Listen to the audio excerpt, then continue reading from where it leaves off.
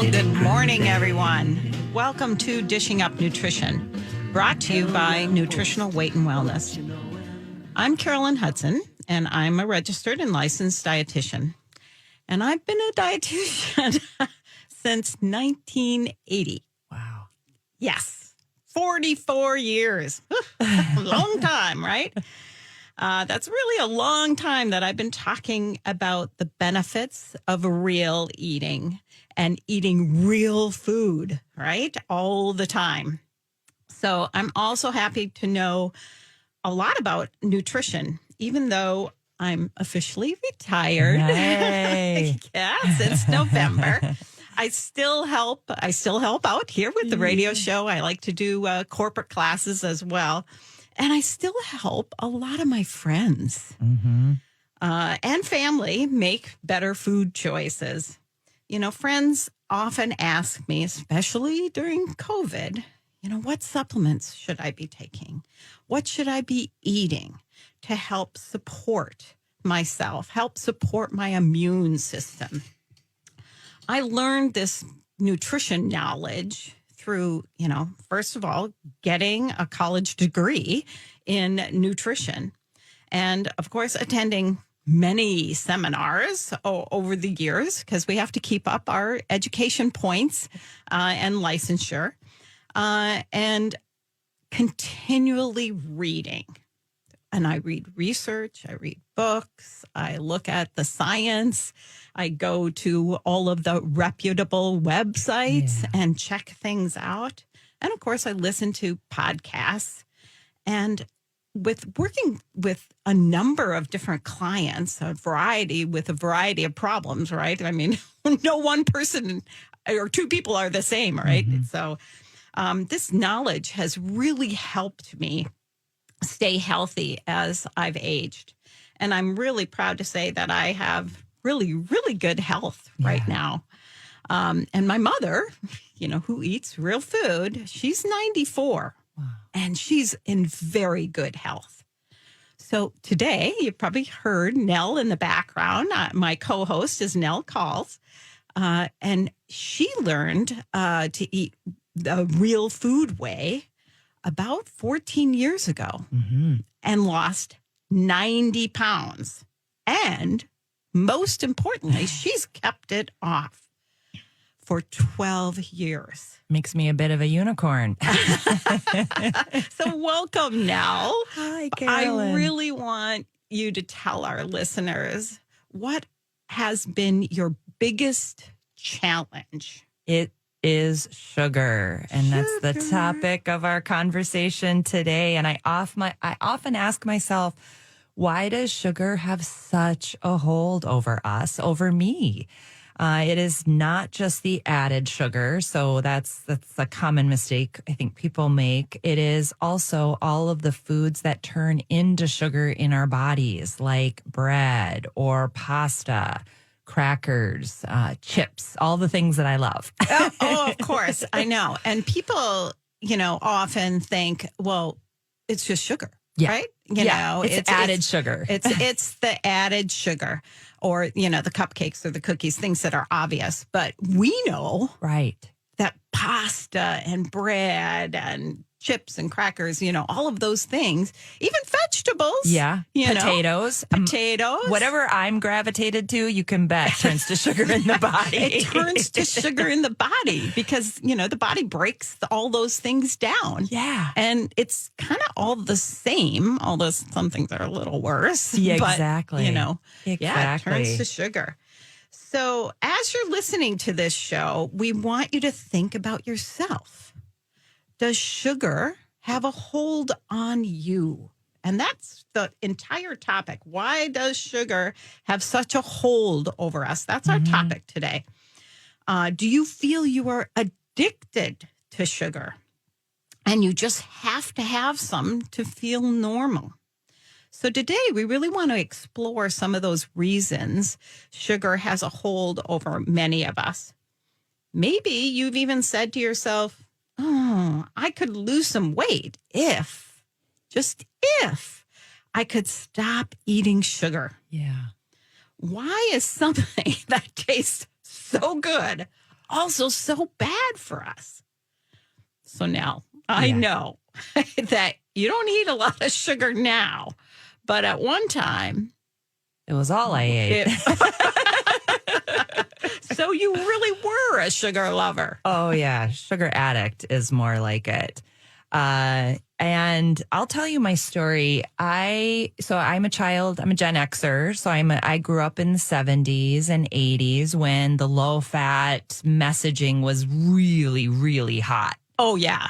It was so many of us. Yeah. And I would have to say dietitians and nutritionists. Sure. We fell into that too. Yeah. Back in the 70s. Exactly. And so it was right when, people were, I remember going from butter to margarine. Oh, yeah.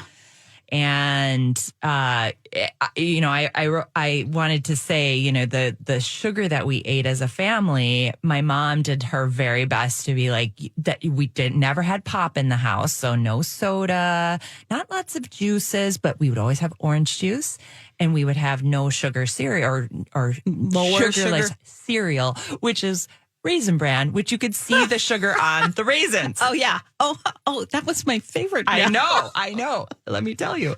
And so, versus sugar pops or sugar smacks or some of these other sugary cereals. So even when you were trying to decrease the amount of sugar you gave your family, it was kind of pointless because everything had sugar, and everything today has sugar unless you're eating real food. So yeah, I grew up, really in hindsight, looking at it, the worst possible food environment for my particular metabolism and body, because I add weight very, very easily.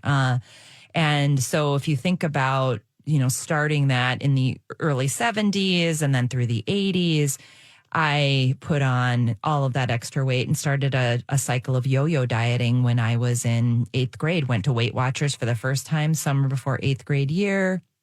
Went the complete opposite way, really restricting calories, restricting fat. And really, that's not what we should be doing at that age at all, is it? At all. So, really damaged my metabolism, set my adult self up for almost 25 years of going on and off these low calorie, low fat diets, ultimately leading to 100 extra pounds. Yeah. And I just want to stop right there Absolutely. and say, when we're on these low fat diets, that affects our hormones. Mm-hmm. And as a woman, then that just that's why it set you up to be on this road, this horrible metabolism road that you didn't need to be on. Exactly. Because we do need fat. Exactly. In our diets. Exactly. But we need the right kinds of fat. Exactly.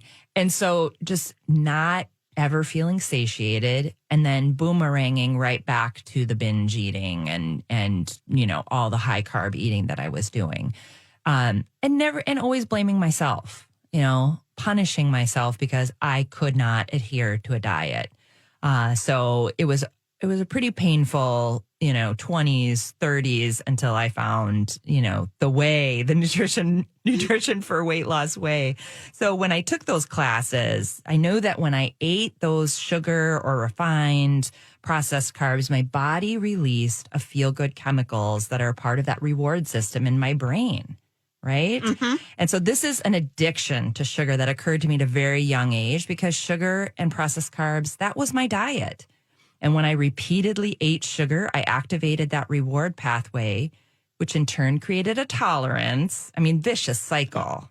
And then it took more and more sugar to get the sugar high. So that was the more sugar I ate. And the more sugar I ate, I wanted more and more just to feel normal. Not unlike an addict. And I will say, whenever, the stress of COVID and life events and things, it's almost as if I go back to sugar as if I were an alcoholic.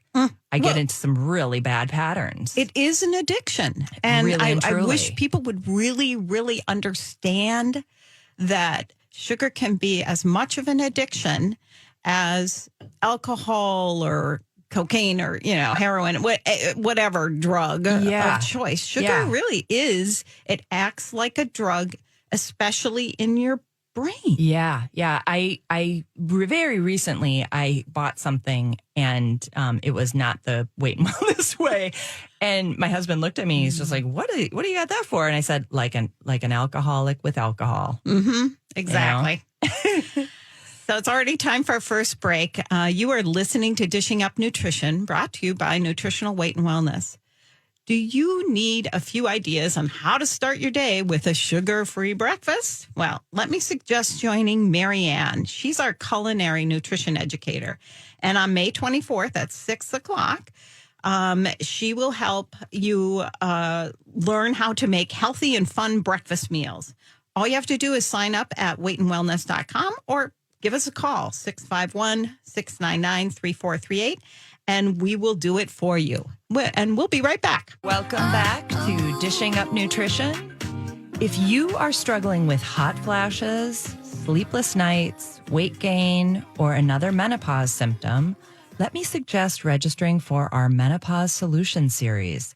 These are 6 one-hour recorded classes that will give you real-life solutions to your menopausal symptoms. If you have questions, call us at 651-699-3438, and we will answer any and all of your questions. So, Nell, before we went to break, you were talking about our Nutrition for Weight Loss series.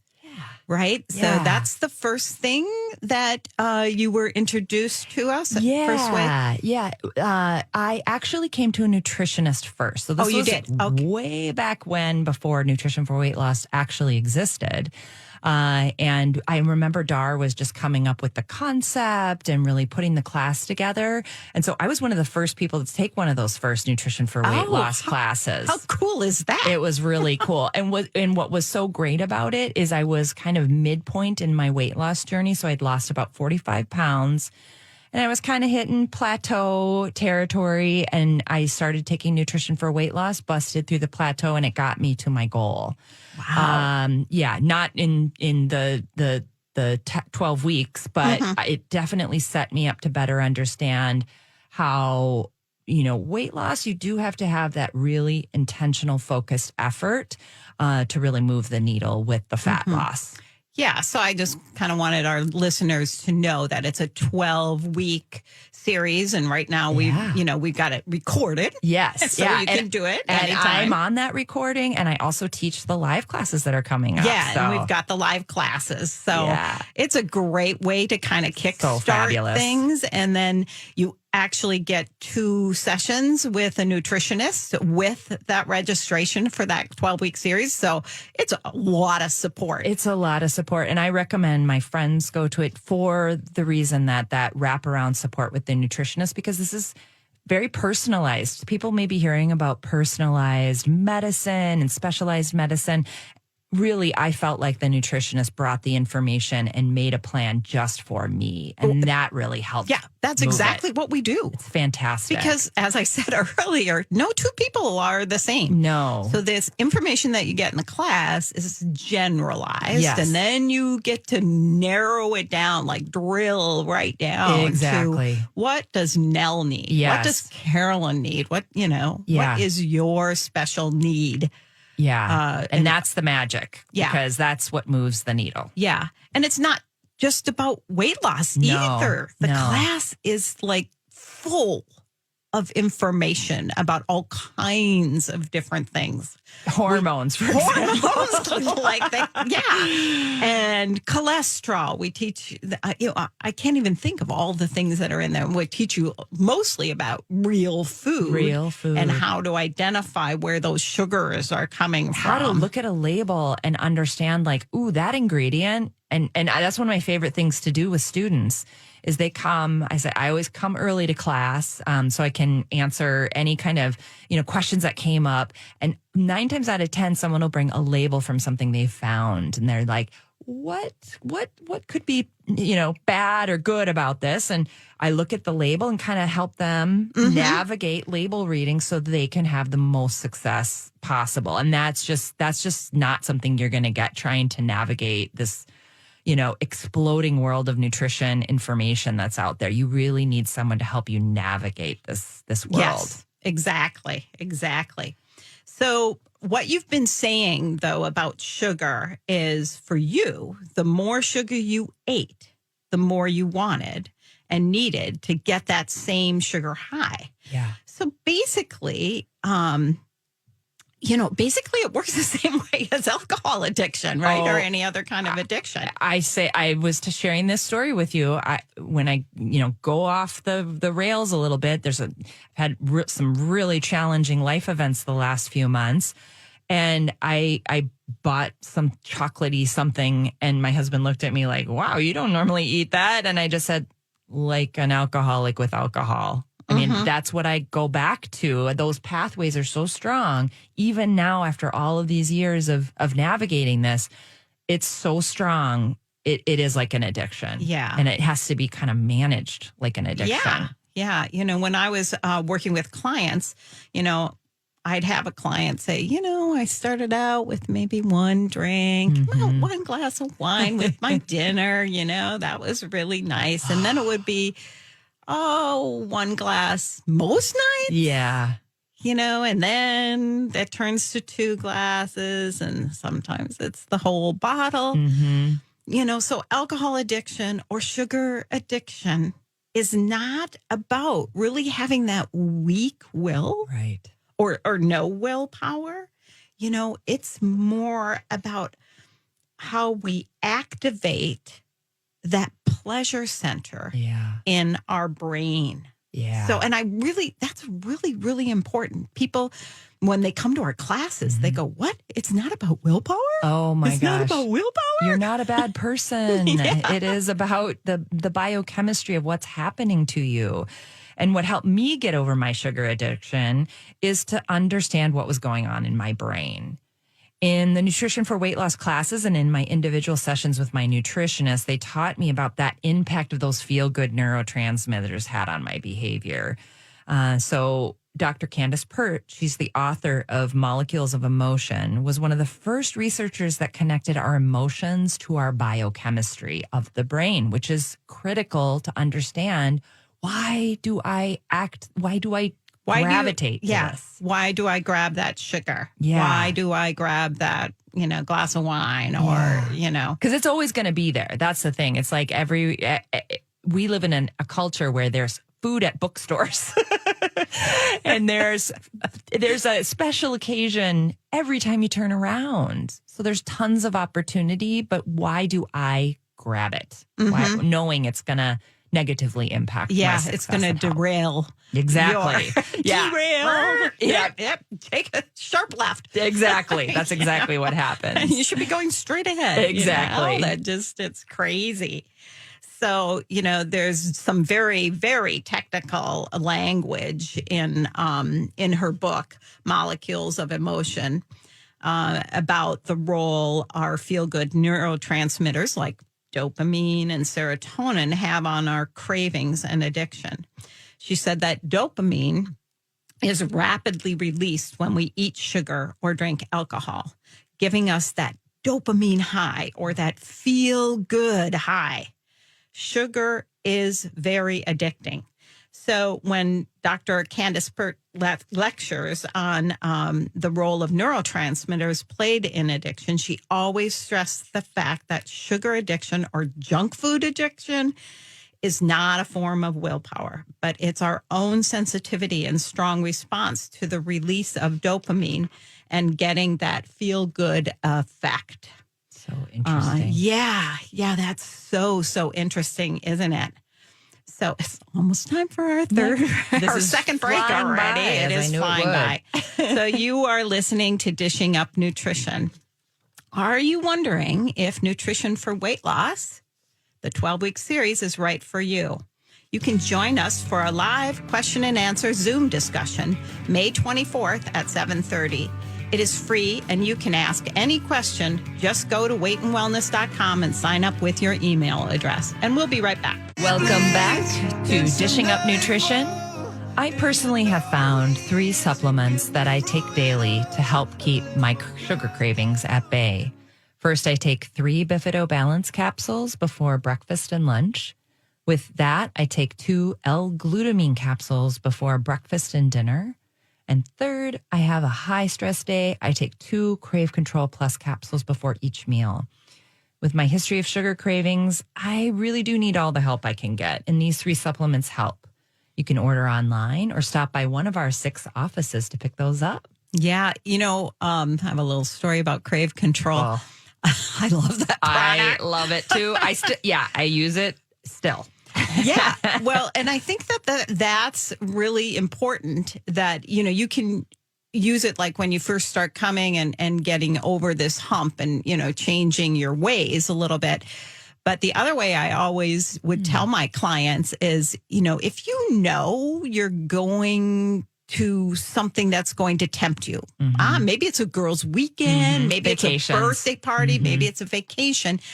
You want to add that supplement if you're like Nell says, derailed, taking that left turn when you're supposed to be going straight. If you're derailed by these events. Yes, exactly. I always call that Dar's magic formula, that those 3 supplements together, and they're with me when I go on vacation, coming up on like July 4th holidays where I know there's pie, one of my favorites, and lots of buns. And anywhere there's going to be a bun, I just say, I'm just going to pop a couple Crave Control and smooth sailing. It really does take away that need, that drive to start going down that path of just because once I start, I really don't stop. Yeah. So what the Crave Control does is it helps boost, or it helps you make more of those neurotransmitters that help you feel good, the dopamine and serotonin. Exactly.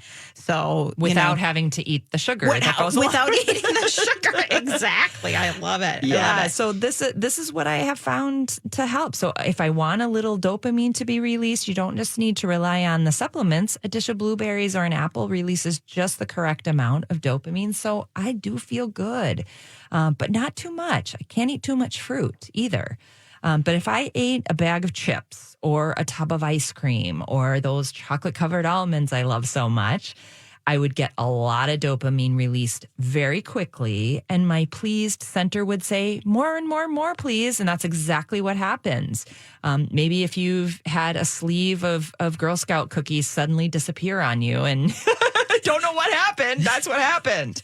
That's exactly what happened. Oh, I'm sure a lot of our listeners are going, I can identify with that now. Exactly. For sure. So I learned through taking classes that I need just a little dopamine to have energy and to feel up and good and have good moods. So too much dopamine and I'm down that slippery slope of addiction. So let me tell you that food manufacturers are very aware of this dynamic and they add sugar in one form or another. So often it is high fructose corn syrup, you've often heard, which sort of hijacks your brain. Absolutely. Doesn't it? Yeah. Getting off and staying off sugar, it can be really challenging. I had to first understand the brain chemistry. Kind of intellectually knowing what's happening does help get off the sugar. But my sugar addiction is powerful, and I needed to decide to eat in a way that I could save my body and my brain. So I still do classes. I teach classes. I meet with my nutritionist regularly, at least once a month, sometimes every week, if I need to focus on real food and avoiding processed carbs. So all of the great education that you highlighted, I think that's something that people underestimate is you can read all of this stuff yourself and get quickly overwhelmed. You really do need an educated professional whose job it is to stay up to date on the latest research to help you navigate this. Yes. Right? Yeah. And I mean, even though we've known about sugar and the neurotransmitters and many other things like blood sugar balance, all that kind of, even though we've known about that stuff, pretty much every day, I feel like there's something new in the nutrition world. Yeah. And, I have people say to me, because I've been in this business a long time. Well, it didn't used to be that way. We used to be able to, they said it was good, margarine was good back then. And now it's not, and how come? Well, it's science. Yeah. And I think maybe people now understand that there's an evolution. Yes. And, especially with COVID, because we didn't know a whole bunch of stuff at the beginning. And now, because there's more research, we know more. Exactly. It's the same with nutrition. Yeah. It's science and it evolves. Exactly. So as we learn more, we understand more, right? Exactly. And you need someone who's keeping up with all of that to make sense of it and connect the dots with your own personal biochemistry. It's a powerful combination. I got to tell you, when I was working, the nutritionist at Nutritional Weight and Wellness always had conversations. We had, once COVID hit, we had Zoom calls. Yeah. But we talk every single week about new information, new challenges that our clients are having. Yeah. And, what are you doing to help them? Is there something that one of us is doing different than the other? And it's great. Yeah. But it takes a lot of work. And it's very important. So I just don't expect my clients to, know that information. Absolutely. Right? It's pretty Who hard. could keep up with all of it? Yeah.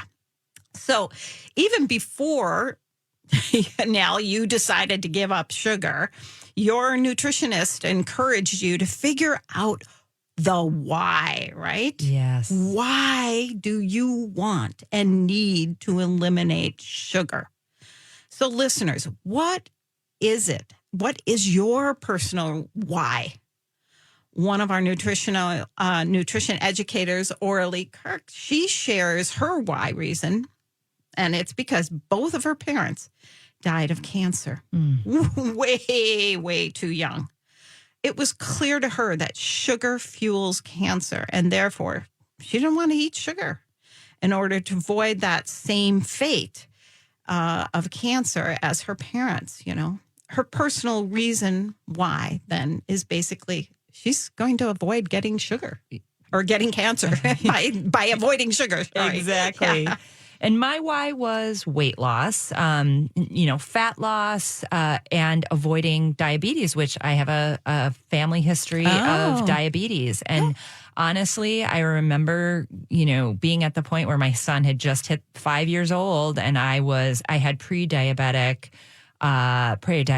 blood sugars at a doctor's appointment. I think I was at 116, which is high. That's very high. And that spooked me. And because I had tried so many times to lose weight, I was like, I just will never do it.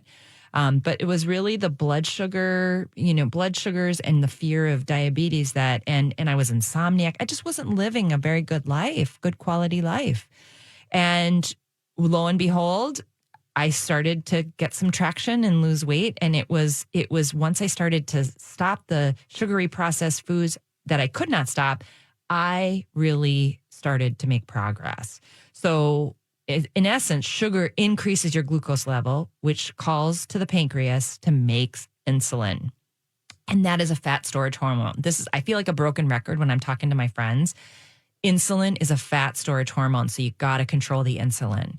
So I stored fat on my hips and my waist and on my arms all over. So my why was really activate the fat burning and get those blood sugars under control so I wouldn't become diabetic. Well, blood sugar. Yeah. Let's talk about that. Yes. For a few minutes. So I always say to my clients that that's another biochemical reason why you are addicted to sugar. Yeah. If you start down that roller coaster, and that's what it is, a blood sugar roller coaster, once you eat sugar or processed carbs, processed foods, packaged foods in general, right, rather than real food, you're raising your blood sugar. And it's the body's job to kick out that insulin to lower that blood sugar. But unfortunately, insulin, that pancreatic response to secreting an insulin isn't precise. Right. So what happens now? Yeah. You go up this roller coaster and then you right back down. But you go too low. Yes. And then, oh my gosh, that's when you're out of control. And that's when, the receptionist has some chocolates on her desk. I'm going to run and get one of those. Yeah, exactly. Or those of us that have been working at home. Yeah. Or to oh my goodness. I really saw that a lot when I was still practicing.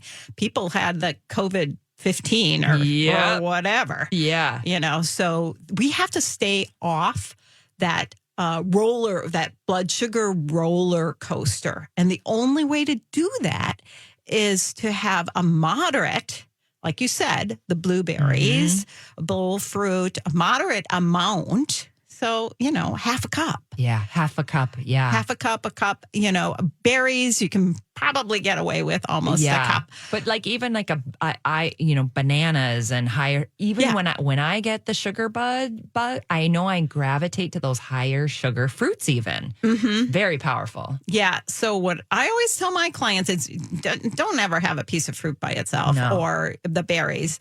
Add that whipped cream. Yeah. Hey, add the peanut butter to that banana or the apple, or even, you could have even a little slice of cheese if you're not sensitive to dairy products with that apple. That's one of my favorites. And a little bit of peanut butter or whatever. But you want to moderate that blood sugar response, that insulin response in your body in order to not have that roller coaster going on. Yeah, that's so hard.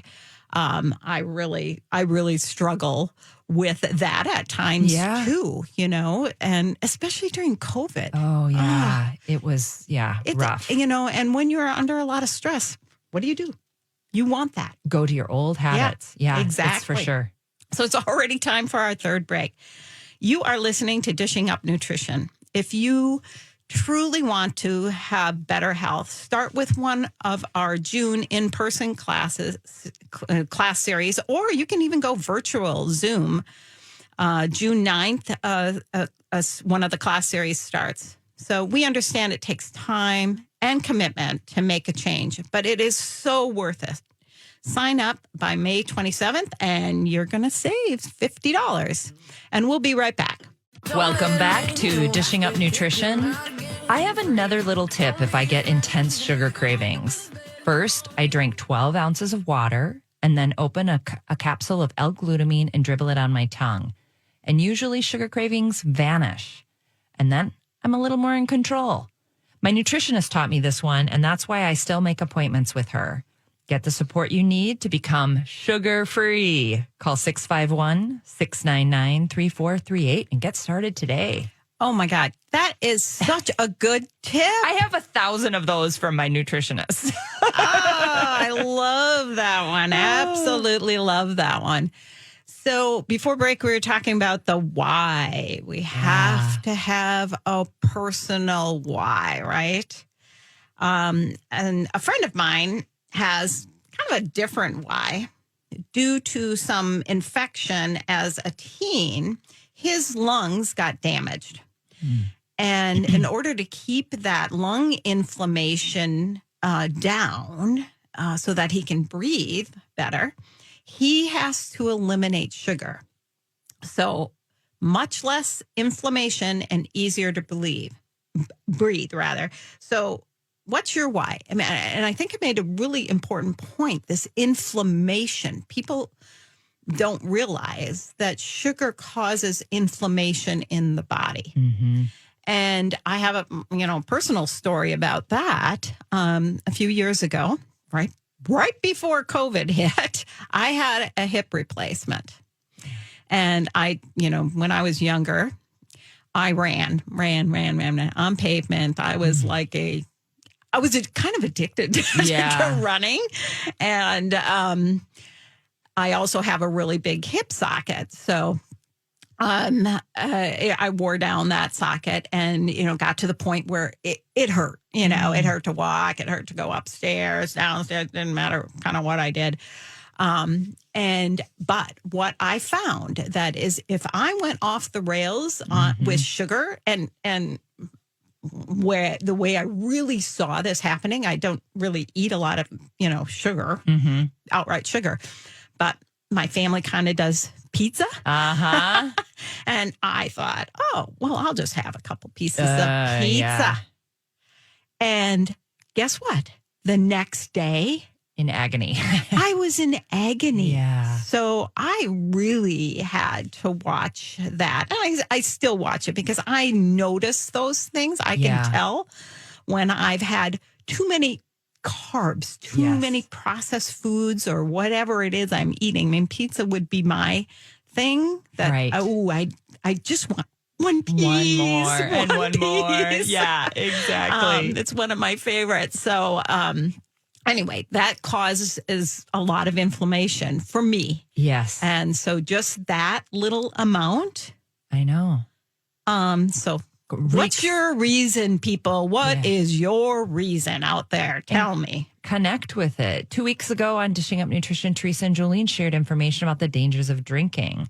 They talked about how drinking too much alcohol can cause cirrhosis of the liver. Cirrhosis of the liver can be caused by too much sugar, too. So your liver turns sugar into fat, and you get non-alcoholic fatty liver disease, which is scarring or cirrhosis of the liver. It used to just be alcohol, but now it's sugar, too. Orly has a story about her dad who did not drink alcohol, but had cirrhosis of the liver from sugar. So maybe that's your why. What is your why? Yeah. And I hear and read research now that they are finding cirrhosis or fatty liver, cirrhosis of the liver, maybe not quite to the cirrhosis stage, but fatty liver in teenagers. Yeah. It's tragic. And that's sugar. Yes. That Obviously. definitely is sugar. Yeah. They Yeah. aren't lifelong drinkers, right? Yeah. Let's hope not. Yeah. But yeah, I mean, the fact that they're even seeing that is just astounding. Yeah, I think it that is. tells us a lot about our food culture. Right. And liquid sugar being everywhere, juice, pop. And Yeah. it's just amazing how it's really tragic. Yeah. I haven't had sugar in my house or juice. Sorry. I haven't had juice in my house. Yeah. I never gave my kids juice. I would always say, have a piece of fruit. Right. Juice. Because then you get the fiber that slows it down. Yeah. Mhm. But you can drink. Oh, so fast. And spike that blood sugar so fast. It's So crazy. fast. So again, what is your why? Maybe it's cholesterol, right? Are your numbers, what are your numbers for your cholesterol? Sugar actually increases that bad cholesterol, that LDL cholesterol, and lowers your more protective or good cholesterol, HDL. It also increases your triglyceride levels. When we, sugar and bad fats like, soybean or vegetable oil, they're often the reason to have those bad cholesterol numbers. So maybe it's having a more normal or good cholesterol numbers is your why. Yeah. So I know, I tell a lot of my clients that I have seen, particularly vegetarian, who eat a lot of carbs. They eat, rice and beans and a ton of carbs. Yes, they eat a lot of good stuff too, but some of those people cannot handle that level of carbs, and that shoots up their cholesterol numbers. And they're going, I'm confused. My cholesterol numbers are bad. Why are they bad? And unfortunately, doctors don't understand that. Right. Or don't know that. I don't know what it is. And then medication is the answer. And then they give them medication. Yeah. Right. Yeah. Right. So, let's look at high blood pressure and hypertension. So you often hear salt. Salt is to blame, but sugar is much more worrisome for hypertension and blood pressure. Sugar makes your blood vessels less flexible, and up goes the blood pressure. So your why might be lower blood pressure. Yeah. I just got to go back to that salt. Yeah. We know that if you're eating real food, You're not eating the packaged and the frozen dinners and the, all of the prepared foods. If you're cooking at home, real food ingredients, you don't get that salt. You don't get that salt. You don't have to worry about salt at all. No, never tracked salt, never worried about it once I made the switch to real food, because you're naturally just not getting all of the salt they add in that manufacturing process. Right.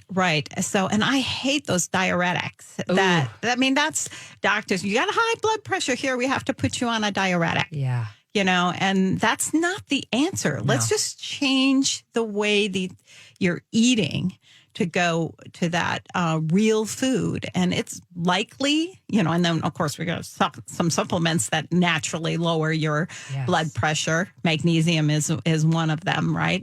And so many people are magnesium deficient. Oh, yeah. Right. It really makes a difference. So how do you develop the no sugar habit? First, you need to answer the question, what is your why? Why do you want to give up sugar? Maybe you're a teenager and you want to have less acne. Yes. Teenagers, that's a real go-to, right? Right. Second, become educated about the biochemistry behind sugar addictions. So that's about the biochemistry in your brain, the biochemistry in blood sugar balance. Mm-hmm. So those two things are going to get you, on a sugar roller coaster if you don't have those, things kind of in balance, right? Exactly. Take classes.